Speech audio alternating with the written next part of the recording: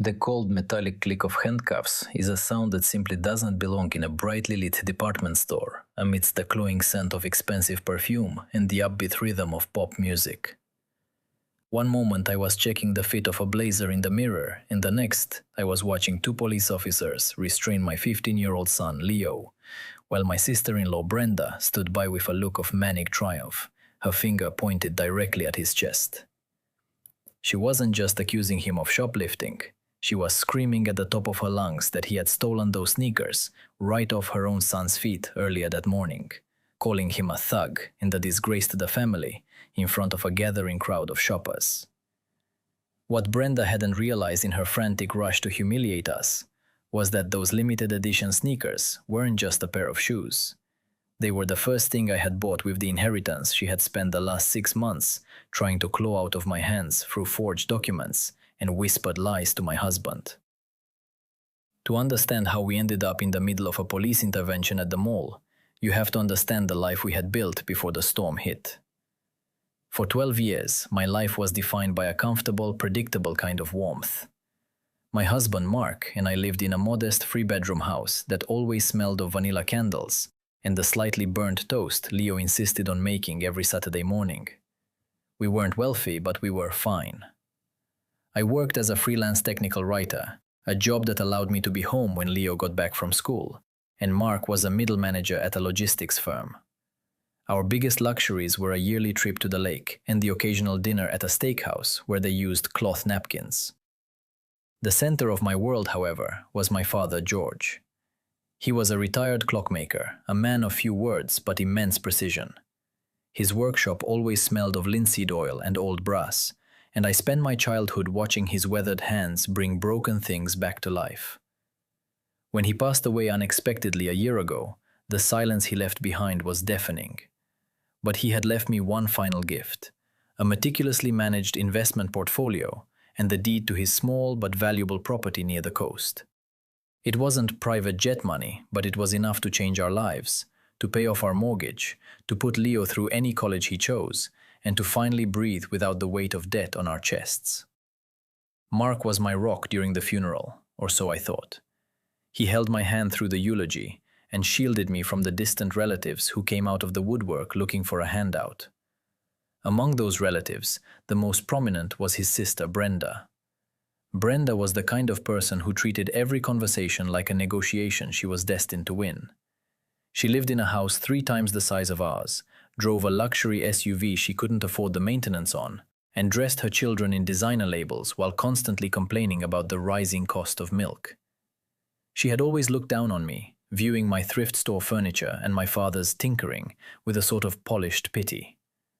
"It's just so sad, Claire," she had whispered to me at the wake, her eyes scanning the modest floral arrangements. "Your father lived such a small life. I suppose you'll just fold that little bit of money into your savings and keep living exactly as you are.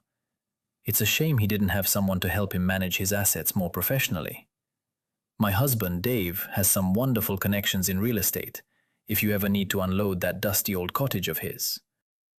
I remember the way the light caught the oversized diamond on her finger, a ring I knew for a fact was being paid for in monthly installments they were currently behind on. I just nodded politely, too numb with grief to point out that my father's small life had resulted in more financial security than her decades of posturing ever would. For the first few months after the inheritance cleared, things were deceptively peaceful. Mark and I decided to keep the news relatively quiet. We didn't buy sports cars or go on a shopping spree. The only major change was that we finally moved into a slightly larger home in a better school district, a place with a big backyard where Leo could finally have the golden retriever he'd been begging for since he was 6. I felt a profound sense of peace every morning as I sat on our new patio, drinking coffee and listening to the birds, feeling my father's legacy surrounding me like a protective cloak. Mark seemed happy too. He was less stressed, more present. He'd spent years feeling the pressure of being the primary breadwinner, and seeing the mortgage paid in full on our bank statement seemed to take a decade of tension out of his shoulders. We were a team. Or at least, that was the story I told myself every night before I went to sleep. The friction started small, like a grain of sand in a well-oiled machine. It usually began when Brenda and Dave came over for Sunday dinner. Brenda couldn't hide her envy of the new house. She would run her fingers over the granite countertops, her eyes narrowing as she calculated the cost per square foot. "Must be nice to just stumble into this," she remarked one evening, swirling a glass of wine that cost more than my father's weekly grocery budget. "Some of us have to work 60 hours a week just to keep the lights on. It's funny how luck works, isn't it? My Dave has been working himself to the bone, and here you are, living in a palace because of some old clocks." Mark would usually chuckle nervously and try to change the subject, murmuring something about how we all have our struggles. I noticed he started avoiding my gaze when Brenda made those comments. He didn't defend my father's hard work or the fact that this luck was the result of 40 years of disciplined saving. He just sat there, looking at his plate, while his sister's resentment filled the room like thick, grey smoke. Leo, being a typical teenager, was mostly oblivious to the adult tension, but he was incredibly grateful for the change in our circumstances. He was a good kid, straight A's, captain of the junior varsity debate team, and humble to a fault. For his 15th birthday, he asked for one thing: a pair of Air Jordan 1 Retro High sneakers. They were expensive, nearly $500, and in our old life, the answer would have been a firm no. But now? Now I could give him that. I remember the day we went to the boutique to get them. The smell of new leather and the crisp white boxes stacked to the ceiling felt like a celebration. When he laced them up, his face lit up with a kind of pure, unadulterated joy I hadn't seen since he was a toddler. He took care of those shoes like they were made of glass, cleaning the soles every night with a dedicated brush. "Thanks, Mom," he had whispered, hugging me. "I know Grandpa George would have liked these. They're precise." I leaned my head against his shoulder, my heart full. We were finally safe. We were finally happy. I had no idea that at that very moment, Brenda was sitting in her oversized, half-empty mansion, staring at a set of papers she'd had a friend draft up. Papers that claimed my father had actually intended for a large portion of his estate to be held in a trust managed by her husband, for the benefit of the entire family. The peace was an illusion. The quiet life was just the silence before the first lightning strike. Brenda wasn't just jealous of the house or the shoes, she felt entitled to the very air we breathed. And as I watched the police officer reach for his radio while my son trembled in his stolen sneakers, I realized that the woman I had invited into my home for dinner every Sunday hadn't been a sister at all. She had been a predator, waiting for the perfect moment to strike at the one thing I valued more than any inheritance: my son's future. The weeks following the purchase of Leo's sneakers were marked by a subtle, oily shift in the atmosphere of our family gatherings. It wasn't a sudden explosion, but rather a slow-moving fog of unease that began to settle over our dinner table. Brenda started dropping by unannounced more often, usually under the guise of bringing over hand-me-downs for Leo, clothes that were clearly meant for a child half his size, offered with a pitying smile that didn't reach her eyes. During these visits, her eyes would wander, scanning our living room, pausing on the new artwork, the high-end espresso machine, and always, inevitably, landing on the shoes Leo kept neatly tucked by the front door. "You know, Claire," she said one Tuesday afternoon, her voice dropping to a conspiratorial whisper as she watched Mark help her husband, Dave, move a heavy box in the driveway. "I was talking to a friend of mine who works in probate law. She mentioned that it's incredibly common for older men, like your father, to leave behind multiple versions of a will. Sometimes they get confused in their final years. It's a tragedy, really, when the right people are left out because of a simple clerical error." I felt a prickle of irritation climb up my neck. My father was a clockmaker, Brenda. He wasn't confused about anything. He was the most precise man I've ever known. Of course, she chuckled, tapping her manicured nails against the granite countertop. "I'm just saying, it's a lot of responsibility for one person. All that property, the investments. Mark seems so stressed lately. Don't you think he'd feel better if the burden was shared? Dave is so good with these things. He's family, after all." I looked at her, truly looked at her, and saw the naked hunger in her expression. It wasn't just about the money, it was about the control. She wanted to be the gatekeeper of our lives. I laughed it off at the time, dismissing it as Brenda being Brenda, but the seed of doubt had been planted. Then there was Mark. My steady, reliable Mark was beginning to fray at the edges. He started taking urgent work calls in the garage, his voice hushed and frantic. When I'd walk in, he'd jump, nearly dropping his phone, and offer a weak smile about logistics nightmares at the firm. But it wasn't just work. He stopped talking about our plans for the beach house. Every time I mentioned hiring a contractor to fix the roof of my father's old cottage, he'd get this pinched look in his eyes and mutter something about waiting for the right market conditions. "Mark, the market doesn't matter for a roof repair," I said one evening, drying the dishes. "We have the funds sitting right there. Why are you so hesitant?" He didn't look at me. He was intensely focused on a loose thread on his shirt. I think we should be careful, Claire. Brenda and Dave are going through a rough patch. If they see us pouring money into a second home while they're struggling to pay Tyler's tuition, it's going to cause a rift. We have to think about the family." "Since when is my father's inheritance family property for Brenda?" I asked, my voice rising. "She's your sister, Mark, not my father's daughter." "That's not fair," he snapped, finally looking up, his face flushed. "They're our only family. Don't be so cold." The coldness he accused me of was actually a growing, icy clarity. I began to notice things I had previously ignored. A missing statement from the bank. A strange business card for a law firm I didn't recognize tucked into the visor of Mark's car. The way Brenda's son, Tyler, started wearing a scowl every time he saw Leo, a mirror of his mother's resentment. The point of no return came on a rainy Thursday, a day that started with the mundane rhythm of a leaking faucet and ended with the destruction of my world. Mark had left his laptop at home in his rush to get to an early meeting. Normally, I wouldn't dream of looking through his things, but my own computer had crashed, and I had a deadline for a technical manual that was due by noon. I opened his laptop, expecting to see his standard desktop background of our family at the lake. Instead, a series of browser tabs were already open. My breath hitched as I scrolled through them. Standard codicil templates, how to contest a closed estate, and a series of emails from an address I recognized instantly, Brenda's personal Gmail. My fingers felt like lead as I clicked on the most recent thread, dated only 2 days ago. Subject: the final draft.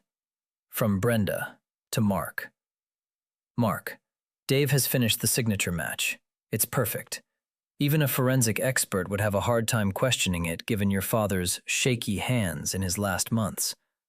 Once you file the discovered amendment, the beach house moves into the family trust, and we can finally get the liquidity we need. Stop feeling guilty. You're doing this for Leo's future too. Claire is too emotional to see the big picture. Just get her to sign the insurance papers I'm sending over tomorrow. She trusts you. Use that. I sat there, the blue light of the screen reflecting in my eyes, feeling a physical sensation of the floor tilting beneath me. It wasn't just Brenda. It was Mark. My husband, the man who had held me while I sobbed at my father's grave, was conspiring to steal my father's legacy. He wasn't just a passive observer. He was the inside man. The room began to spin. I felt a surge of nausea so violent I had to grip the edge of the desk to keep from falling. My pulse was a deafening drum in my ears, a rhythmic thud, thud, thud that seemed to sync with the ticking of the grandfather clock in the hallway, my father's clock. I forced myself to breathe. In, out. I reached for his leather briefcase, the one I'd bought him for his promotion 3 years ago. My hands were shaking so hard I could barely work the latch. Inside, tucked into a hidden side pocket, was a manila folder. I pulled it out. There it was. A document titled, First Amendment to the Last Will and Testament of George Miller. It looked official. It had my father's letterhead, and at the bottom, There was a signature that looked so much like my father's, the elegant, slightly loopy G, the precise R, that for a second I almost believed it myself. But then I saw the date. It was dated 2 weeks before he died. On that day, I had been with him. We had spent the entire afternoon in his workshop. He hadn't seen a lawyer. He had been teaching me how to oil a mainspring. Beside the forged will was another document, a power of attorney form with a sticky note attached in Brenda's jagged handwriting. Tell her this is for the new house's flood insurance. She won't read the fine print. The betrayal was so clinical, so well planned, that I felt a strange, detached sense of horror. This wasn't a heat-of-the-moment mistake. This was weeks, maybe months, of calculated deception. They were waiting for me to be distracted, to be too emotional, so they could strip me of everything my father had worked for. I heard the garage door groan open. Mark was home early. I didn't move. I didn't hide the papers. I stayed seated at his desk, the evidence of his treachery spread out before me like a deck of cards. My heart was no longer racing. It had turned into a cold, heavy stone in my chest. As I heard his footsteps on the hardwood, the cheerful whistle he always gave to let us know he was back, I realized that the man walking through that door was a stranger, and the war for my father's legacy and my son's future had just begun. The cheerful whistle died in Mark's throat the moment he stepped into the home office. The air in the room felt heavy, charged with the kind of static that precedes a massive lightning strike. I didn't look up from the desk. I just kept my eyes fixed on the forged signature of my father, tracing the lines of the G with a cold, steady finger. "Claire, you're home early," Mark said, his voice pitching up an octave. I could hear the rustle of his coat as he took it off, the sound of his footsteps pausing at the threshold. He knew. Even before I spoke, he knew the house of cards had collapsed. "Did you think I was stupid, Mark? Or just remarkably unobservant?" I asked. My voice didn't sound like mine. It was flat, hollowed out of all warmth. I slowly turned the laptop screen toward him, the email from Brenda glowing like a neon confession. I was going to use this laptop to finish a manual on industrial safety. I didn't expect to find a manual on how to rob your own wife. Mark's face went through a sickening transformation. First, the blood drained out of it, leaving him a ghostly, sallow gray. Then came the frantic, darting eyes of a trapped animal. He dropped his briefcase, the thud echoing in the silent room. "Claire, honey, wait. It's not what it looks like," he stammered, the classic refrain of the guilty.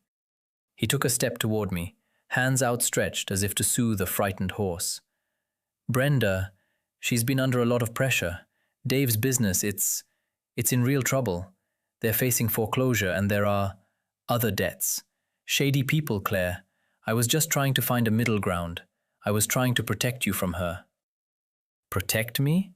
I finally looked him in the eye, and the sheer cowardice I saw there made me want to retch. "By forging my father's will? By helping her steal the house he spent 40 years paying off? You were going to let me sign insurance papers that would have stripped me of my legal rights. That's not protection, Mark. That's an execution." "We were going to pay it back," he burst out, his voice cracking. "It was just a temporary loan from the estate. Brenda said it was only fair. She said your father always liked Dave and that he would have wanted to help family in a crisis." "My father loathed Dave," I said, my voice rising for the first time. "He called him a plastic man with a cardboard heart, and you know that. You sat there and watched them plan this. You're not a victim here, Mark. You're the architect's assistant." He fell silent then, his shoulders slumping. He didn't defend himself further. He didn't apologize. He just stood there, paralyzed, looking like a man made of wet cardboard. It was the silence of the husband, that deafening void where a partner's loyalty should have been, and it hurt more than the forgery itself. The front door slammed open, and we heard the unmistakable click of high heels on the hardwood. Brenda didn't knock. She never did. She swept into the office a moment later, her face set in a mask of practiced indignation. She didn't even look at me. She looked straight at Mark. "Did you get her to sign it?" she demanded, then stopped short, seeing the documents spread across the desk and my face, which I'm sure looked like a portrait of cold fury. She didn't blink. She didn't recoil. She just sighed, a long, exaggerated sound of annoyance. Oh, for heaven's sake, Mark.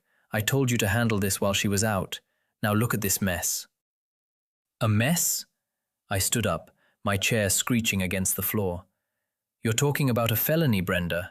Fraud, forgery, conspiracy. You're not just in a mess, you're staring at a prison cell. Brenda let out a sharp, jagged laugh. She walked over to the desk and leaned on it, invading my space with the smell of her expensive, cloying perfume. Don't be so dramatic, Claire. It's family money. My brother's family is struggling, and you're sitting on a mountain of gold you didn't even earn. You're the selfish one here. You're hoarding resources while your own flesh and blood is drowning. I'm just balancing the scales. With a forged signature? I countered. A signature that reflects the spirit of the family, she snapped. Her eyes shifted to the hallway, where Leo had just appeared, looking confused and pale. He was wearing those sneakers, the Jordans I'd bought him. Brenda's eyes narrowed, her lip curling with a sudden, sharp venom.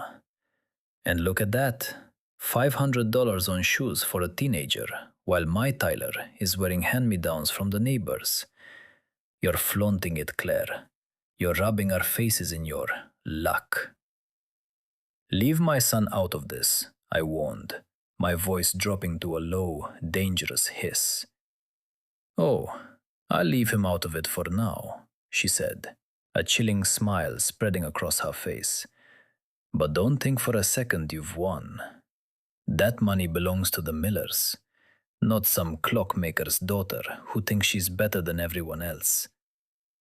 She turned on her heel and marched out, Mark trailing after her like a beaten dog, murmuring something about giving her space. He didn't even look back at me. He followed her out the door, leaving me alone in the wreckage of my marriage. The next 24 hours were a blur of adrenaline and icy calculation. I didn't cry. I didn't scream. I stayed up all night, scanning every single document, recording every email, and moving my father's liquid assets into a private account Mark couldn't access. I felt a click inside me, the sound of a heart hardening into a diamond. The following afternoon, I took Leo to the mall. I needed to get him away from the house, away from the tension, and I needed to meet with a private investigator I'd hired to track Dave's business dealings. Leo was quiet, his eyes fixed on his pristine sneakers as we walked through the crowded department store. "Mom," he whispered as we passed the fountain, "are you and Dad getting a divorce?" I opened my mouth to answer, to lie, to soothe him, when a shrill, familiar voice cut through the air like a siren. "There he is. Officers, that's him. That's the boy." I spun around to see Brenda, her face contorted with a terrifying, manic glee. She was flanked by 2 mall security guards and 2 actual police officers. She was pointing a trembling finger directly at Leo's feet. "He stole them!" she screamed, her voice echoing off the high ceilings, drawing the attention of hundreds of shoppers. "Those sneakers, they belong to my son Tyler. He took them from our house this morning. He's a thief, just like his mother." The police moved in fast. My world slowed down. I saw the flash of silver handcuffs. I saw the sheer, unadulterated terror on Leo's face as an officer gripped his arm. "Wait, no!" I stepped forward, my heart hammering against my ribs, the physical shock making my breath come in ragged gasps. "Those are his. I have the receipt. I bought them." "She's lying," Brenda shrieked, stepping closer, her eyes wide and wild. "She's been stealing from our family for months. She's a fraud. Check his bag, check his pockets. He's a thug." The officer looked at me, then at the hysterical woman, then at my trembling 15-year-old son. "Ma'am, please step back," the officer said to me, his hand moving toward his belt. "We received a report of a physical altercation and a theft of high-value property. We need to clear this up at the station." "You are making a massive mistake," I said, and for the first time in my life, my voice didn't just sound like mine, it sounded like my father's. Cold, precise, unyielding. "And Brenda, you just made the biggest mistake of your life." As they led Leo away in front of a sea of cell phone cameras, Brenda leaned in close to my ear, her voice a poisonous whisper. "Now we'll see who has the leverage, Claire. Give me the deed to the beach house, or your son goes through the system as a thief. Your choice." The moment the metal of the handcuffs brushed my son's skin, something inside me didn't just break, it crystallized. The panic that had been suffocating me for weeks vanished, replaced by a cold, surgical clarity. I looked at Brenda, who was still wearing that hideous, triumphant smirk, and I realized she had made a fatal, tactical error. She thought I was a victim because I was grieving. She thought my father's daughter wouldn't know how to fight. "Take them off him," I said to the officer. My voice was a low, vibrating hum that seemed to cut through Brenda's shrieks. "Ma'am, we have a witness claiming—" "You have a pathological liar claiming a felony," I interrupted, stepping into the officer's line of sight. I pulled my phone from my pocket with a steady hand. "My son is wearing limited edition Air Jordan 1s, size 10.5. They were purchased at the Soul Archive Boutique on the second floor of this mall exactly 3 weeks ago at 2:14 p.m. The transaction was made with my Visa ending in 4492. I have the digital receipt, the bank notification, and if you walk 50 yards that way, the store manager, Sarah, will tell you that I am a frequent customer and that Brenda's son, Tyler, has never stepped foot in her store because his mother's credit cards are all maxed out." The advisors paused, looking from my steady gaze to Brenda's suddenly flickering expression. He signaled his partner to hold off on the cuffs. At that moment, Sarah, the boutique manager who had heard the commotion, came running over. "Officer, wait," she panted, clutching a tablet. "I saw this on the security feed. That woman," she pointed a trembling finger at Brenda. "She was in my store an hour ago, asking if we had those exact shoes in stock. When I told her they were sold out, she started pacing by the fountain, waiting for Claire and Leo to walk by. I have her on camera stalking them for 20 minutes before she called you." The silence that followed was deafening. Brenda's face shifted from triumph to a sickly mottled purple. She began to stammer, her hands fluttering like dying birds. I must have been mistaken. Tyler has a pair just like them. I thought—" "You thought you could use the police as your personal thugs to kidnap my son because you're a failed embezzler," I said, stepping toward her. I didn't stop until I was inches from her face. I could see the sweat beading on her upper lip. "But you forgot one thing, Brenda. My father didn't just teach me how to oil gears. He taught me that if one piece of a mechanism is rotten, you don't repair it, you replace it." I turned to the lead officer. "I would like to press charges for filing a false police report, harassment, and child endangerment. And while we're at the station, I'd like to introduce you to my attorney, Mr. Sterling. He's currently waiting there with a file on a massive forgery and estate fraud case involving this woman and her husband." The ride to the precinct was the quietest of my life. Leo sat next to me, his hand in mine, his breathing finally leveling out. When we arrived, the transformation was complete. I wasn't just a mother anymore, I was a reckoning. In the interrogation room, the family dynamic finally shattered for good. Brenda and Dave were brought in, followed shortly by Mark, who looked like he'd been pulled through a hedge backwards. He ran to me, his face a mask of desperate, performative concern. "Claire, thank God you're okay. Brenda, what were you thinking? I told you this was going too far," Mark cried, reaching for my arm. I pulled away as if his touch were acidic. "Don't, Mark. The good cop, bad cop routine with your sister is over. I've already spoken to Mr. Sterling. He's handed over the emails from your laptop to the district attorney. The forgery, the signature matching Dave's handwriting, the plan to liquidate the beach house, it's all there." Mark's mouth fell open, a pathetic, silent "oh." He looked at Brenda, then back at me, his eyes filling with tears that no longer moved me. I was scared, Claire. Dave said they'd lose everything. I thought if we just borrowed the equity, no one would get hurt. You were willing to let your sister brand your own son a thief to get that equity, Mark, I said, my voice like a serrated blade. You sat in the car while she called the police on him. You are the worst kind of coward, the kind that watches the fire and complains about the smoke. The legal fallout was swift and merciless. Brenda and Dave were charged with multiple counts of fraud and filing a false report. Because they had used the mail and digital systems to coordinate the forgery, it climbed into federal territory. Dave's business was revealed to be a crumbling pyramid scheme, and they lost the mansion they couldn't afford anyway. Brenda, stripped of her designer labels and her pride, ended up in a state-appointed apartment, awaiting a trial that would likely end in a prison sentence. I filed for divorce the next morning. Mark tried to fight it, sending endless flowers and letters begging for a second chance for the sake of the family, but I didn't read a single one. I didn't need a man who treated loyalty like a negotiable asset. 6 months later, I stood on the deck of my father's beach cottage. The air was salt-heavy and clean, the sound of the Atlantic crashing against the shore providing a rhythmic, peaceful backdrop. Inside, I could hear the steady, comforting tick-tock of the grandfather clock I had finally moved from the old workshop. Leo was out on the sand with the golden retriever we'd promised him. He looked taller, his shoulders broader, the shadow of the mall incident replaced by a quiet, resilient strength. He was wearing a new pair of sneakers, nothing flashy, just sturdy boots for walking the coastline.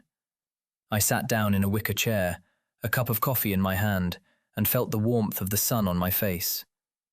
My father's legacy wasn't the money or the house, it was the peace I felt in this moment, the knowledge that I had protected our future and purged the rot from our lives.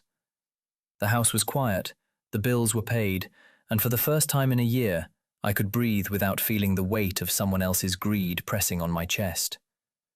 I picked up a small brass gear from the side table, a piece from a project my father had never finished, and began to polish it. I realized then that life is a lot like one of his clocks. It doesn't matter how many times the hands are pushed back or how much dust gets into the springs. If the heart of the machine is gold and the person holding the key is honest, it will always find its way back to the right time. And my time, finally, was my own.